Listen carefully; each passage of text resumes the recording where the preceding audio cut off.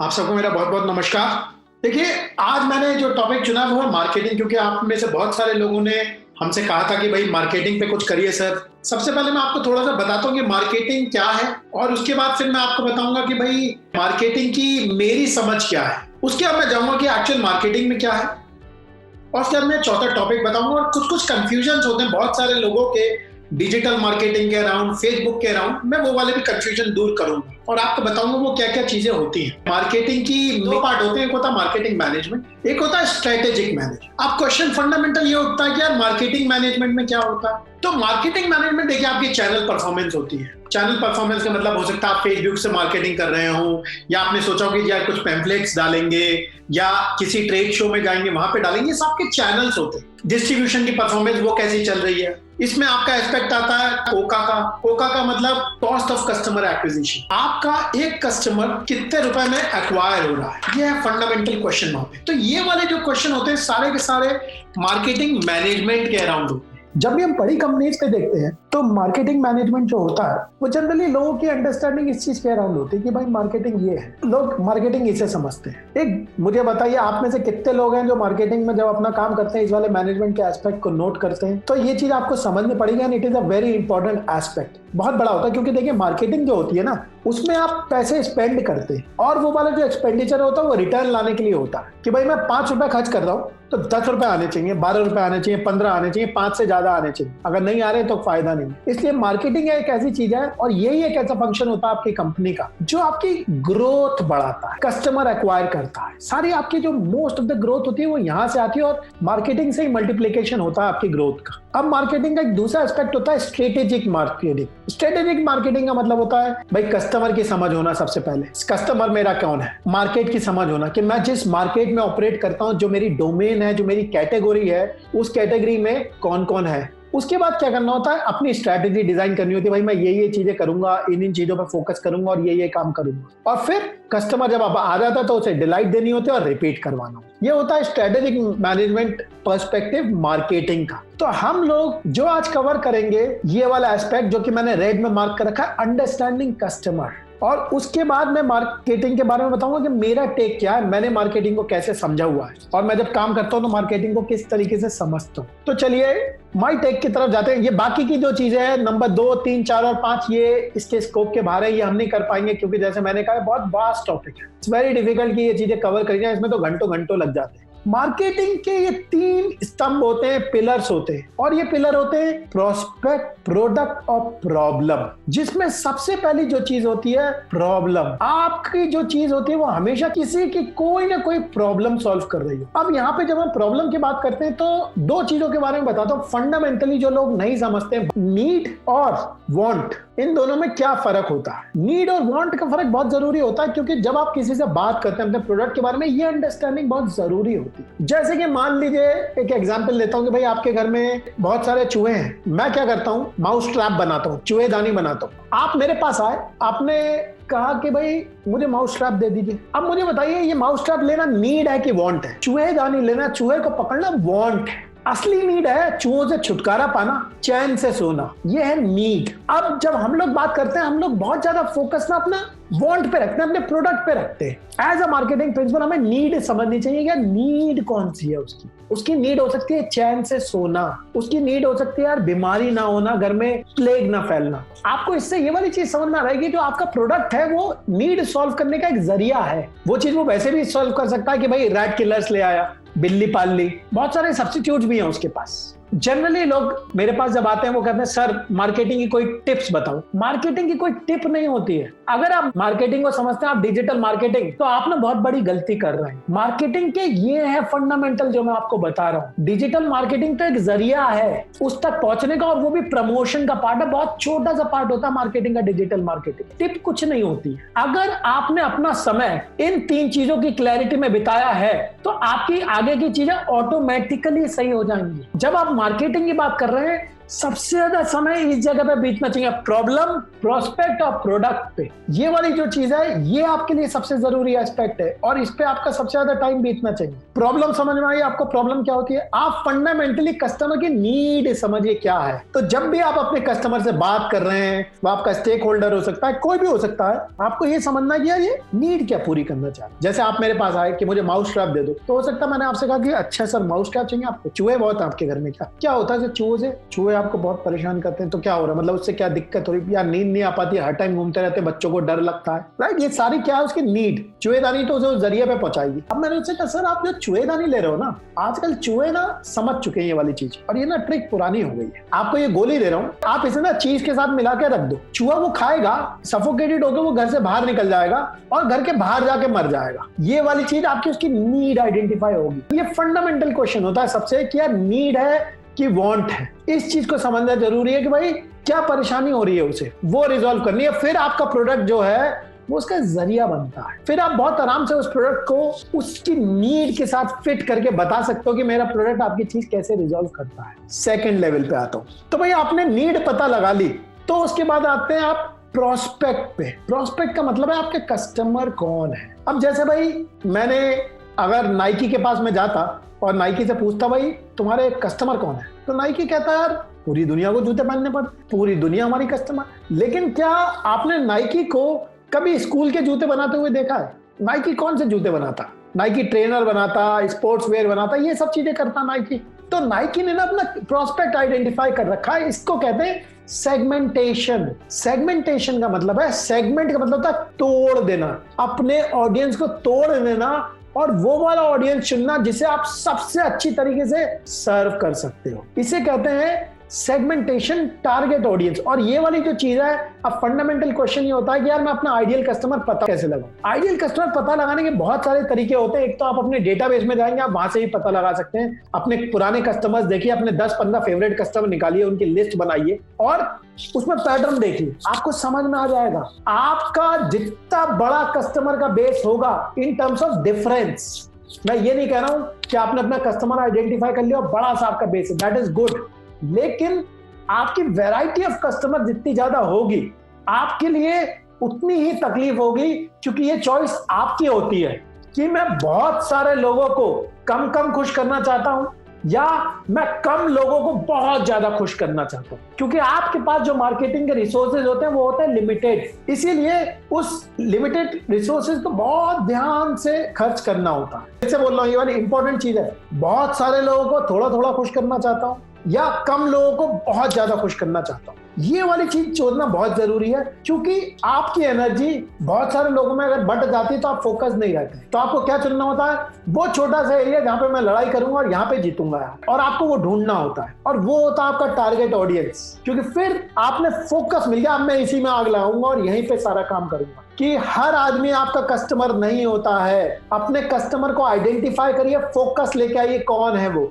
जब ये वाली चीज हो जाती है, ये दोनों आपके टिक हो गए, फिर उसके बाद नेक्स्ट लेवल पे आता प्रोडक्ट। जनरली आपका जो प्रोडक्ट होगा वो इन चार में से एक जगह पे होगा। इस डायग्राम को समझ लीजिए, ऊपर जो है मैनी पीपल बहुत सारे लोग, नीचे मतलब लेस पीपल कम लोग, लेफ्ट पे लेस मनी और मोर मनी। इसका मतलब ये जो ग्रीन वाला क्वाड्रेंट है, आपका प्रोडक्ट वो प्रोडक्ट है जिसमें बहुत सारे लोग बहुत ज्यादा पैसे खरीद के लेते हैं, जैसे एप्पल। और ये वाली चीज जनरली वो लोग कर पाते हैं जो मोनोपोलिस्टिक एनवायरनमेंट में होते हैं, जैसे विंडोज करता। या आपका जो प्रोडक्ट होगा लेस मनी मैनी पीपल, यानी कि ये आपका जो प्रोडक्ट होता है ये मोटा मोटा कमोडिटाइज प्रोडक्ट होता है। आप देखेंगे आप में से बहुत लोग इस जगह पे होते हैं कि भाई यहाँ पे प्रोडक्ट में ना कोई डिफरेंशिएशन नहीं होता है। यहाँ पे सारा का सारा गेम जो होता है वो प्राइसिंग का होता है, क्योंकि आपके प्रोडक्ट में और दूसरे के प्रोडक्ट में कोई डिफरेंस ही नहीं। क्या डिफरेंस? चीनी बेचो, आप भी चीनी बेचो, मैं भी चीनी बेचूं, क्या फर्क पड़ रहा? तो ये वाला जो सेक्टर होता है, ये वाला जो जोन होता है, इस जोन में यहाँ पे जनरली प्राइस की लड़ाई होती है। और यहाँ का जो गेम होता है वो ब्रांड अवेयरनेस से जीता जाता है, क्योंकि आदमी के दिमाग में रिकॉल रहनी चाहिए। रिकॉल मतलब जैसे आप में से टीवी में ऐड देखा होगा, भाई क्या चल रहा है आजकल, तो कहते भाई फॉग चल रहा है। तो आप दुकान पे गए डीओ खरीदने, 2 डीओ में डेनवर, एक्स, इन सब डीओ में किसी में कुछ फर्क नहीं होता। अगर मैं सारे डीओ कटोरी में रख के रख दूं आपके सामने, आप बता नहीं पाओगे कौन सा। यानी कि लेस मनी मैनी पीपल, यहाँ पे जो गेम होता है वो ब्रांड का होता है, रिकॉल का, कि आप कस्टमर को कितना याद दिला सकते हो, क्योंकि यहाँ पे ना डिफरेंशिएशन क्रिएट नहीं कर पाती। और वो लोग इसलिए करोड़ों करोड़ों रुपए सिर्फ एडवर्टाइजमेंट में खर्च करते हैं कि अनुष्का शर्मा आ रही है, उसमें विराट कोहली आ रहा है, आपको याद रहता है कि शाहरुख खान आ रहा है, वो कह रहा है कि you know how I work but you don't know how I smell, Denver. ये मुझे याद हो गया ऐड, क्यों? क्योंकि उसमें शाहरुख खान आया था, मुझे डियो का नाम याद है डेनवर, मुझे एक्स का याद है क्योंकि वो ऐसे करके इतना सारा डियो बहाता, मैं सोचता हूँ यार ये क्या कर रहा है, मुझे फॉग का ऐड याद है। ये आप अपना अगर इसमें ब्रांड लेके आओगे तो दुकान पे ना, मैं जब दुकान वाले के पास जाऊंगा, सामने मैं पूछूंगा भैया फॉग दे दो, तो आपका जो प्रोडक्ट है यहाँ पे परेशान हो जाएगा। यहाँ पे ना आप सेल में भी ज्यादा कुछ नहीं कर सकते। क्यों? क्योंकि ये वाले जो प्रोडक्ट होते हैं ये लो इन्वॉल्व प्रोडक्ट होते हैं, इसे खरीदते हो आदमी ज्यादा सोचता नहीं है।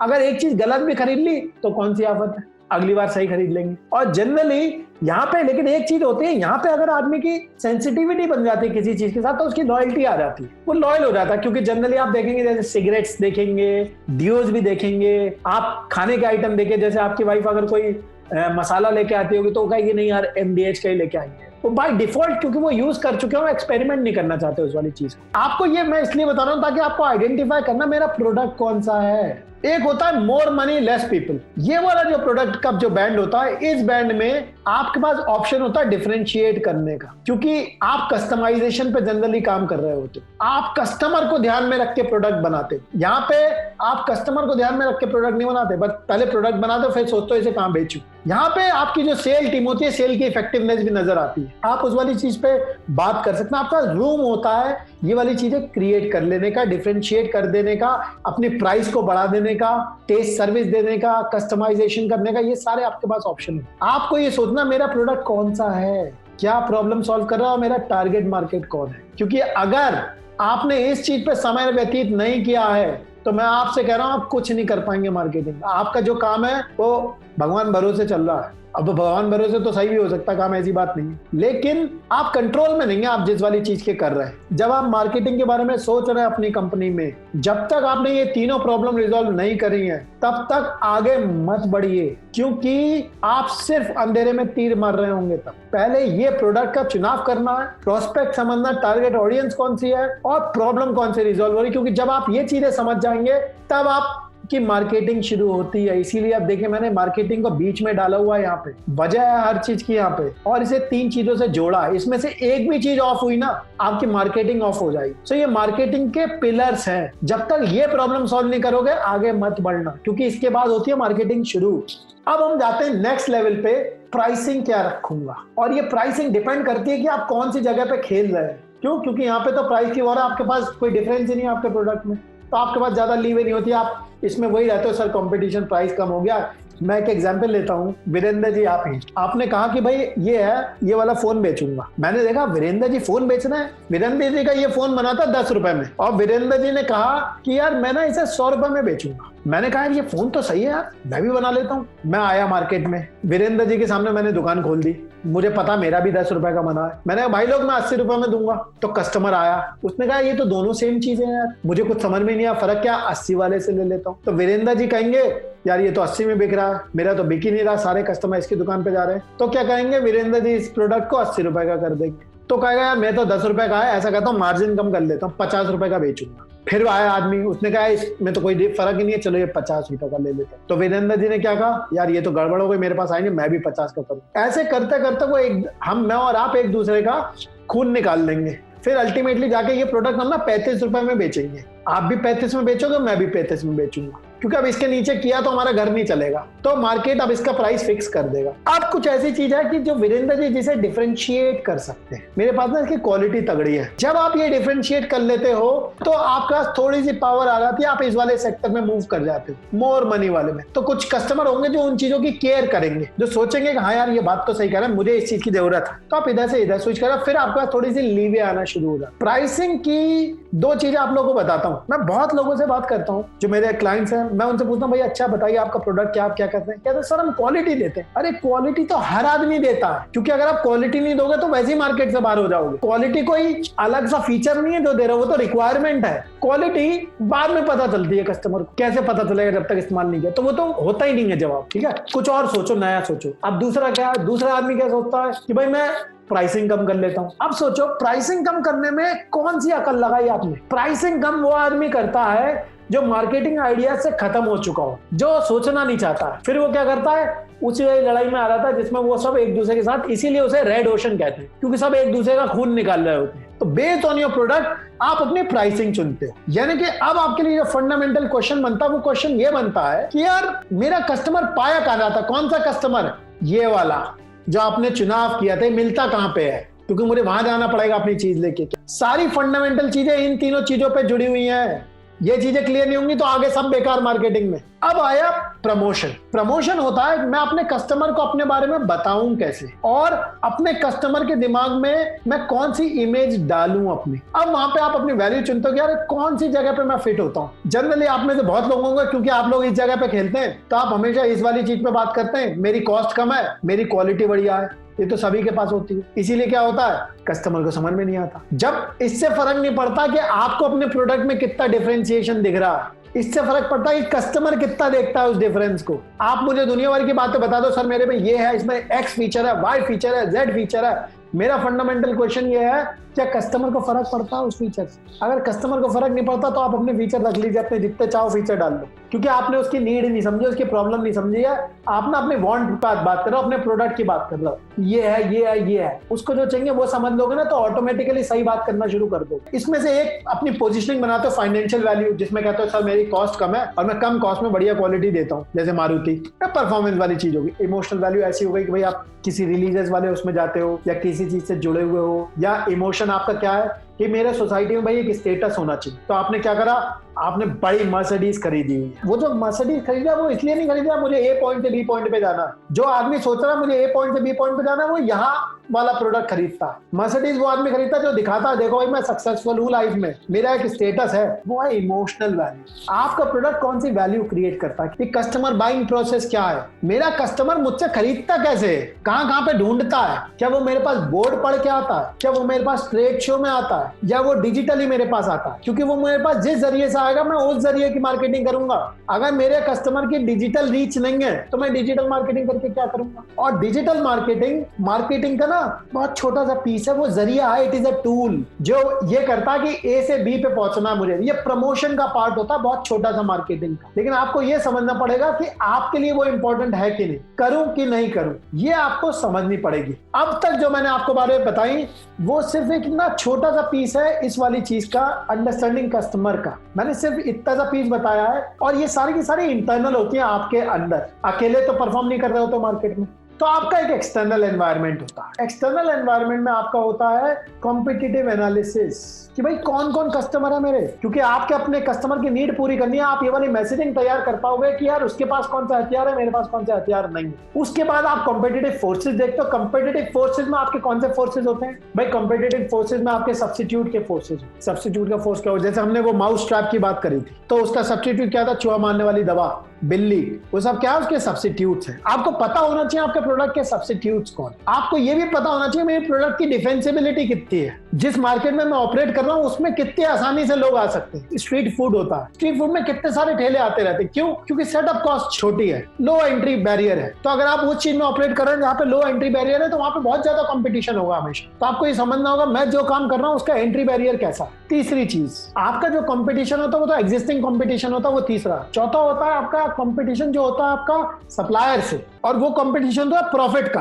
वो कहता है सर मैं थोड़ा प्राइस बढ़ाऊंगा, आप कहो आप प्राइस नीचे कर क्योंकि आगे तो मेरा दाम बढ़ा हुआ है। सो वो वाली चीज वहां पे होती रहती है। तो कस्टमर की जो नॉलेज है आपके प्रोडक्ट के बारे में, आपके बारे में, वो भी बहुत बड़ा कंपटीशन होती है आपकी, क्योंकि उसके बाद बहुत जरिए होते हैं उस चीज के बारे में पता लगाने की, या उसके बाद बहुत सारे ऑप्शन होते। तो ये सारे कॉम्पिटिटिव फोर्सेज होते हैं जिनके साथ आपको काम करना। जब आप ये सारी चीजें कर लेते हो तब आप अपनी स्ट्रेटेजी बनाते हो और फिर उसे एग्जीक्यूट करते हो। तो ये जो मैंने आपको व्यू दिया है, ताकि कम से कम आप लोग कोई जो गलतियां कर रहे हो बेसिक वो वाली ना करो, और ये एंश्योर करो कि मुझे ये तीनों चीजें सबसे पहले पता है और मैं डिफाइंड है मेरे दिमाग में, क्योंकि बाकी की सारी चीजें इन खंभों पर खड़ी हुई है। अगर ये खंभे आपके क्लियर नहीं है तो बाकी सब भी कुछ क्लियर नहीं होगा, सब ऐसे ही चल रहा होगा आउट ऑफ योर कंट्रोल। मैं इसीलिए आप लोगों को बहुत ज्यादा जोर देता हूँ फंडामेंटल। जब आप बिजनेस फंडामेंटल्स को पकड़ लेंगे तो आप देख लिए ऑटोमेटिकली चीजें बिल्ड हो जाएंगी।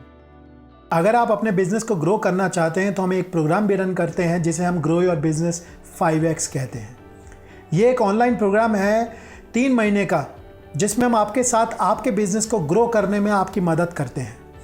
इस प्रोग्राम में देश के कोने कोने से बिजनेस ओनर्स ज्वाइन करते हैं जो अपने बिजनेस को ग्रो करना चाहते हैं, बट उनके पास प्रॉपर गाइडेंस नहीं होती है, उनके पास सोचने का तरीका नहीं होता है, उनके पास सिस्टमेटिक फ्रेमवर्क नहीं होता है जिससे वो अपने बिजनेस को ग्रो करें और उस हाइट्स पर ले जाएं जो वो चाहते हैं। कोई भी बिजनेस को बड़ा कर सकता है। बिजनेस बड़ा करने के लिए आपको बड़ी सोच की ज़रूरत होती है, स्ट्रैटेजी की ज़रूरत होती है, प्रोसेस की ज़रूरत होती है और पीपल की ज़रूरत होती है।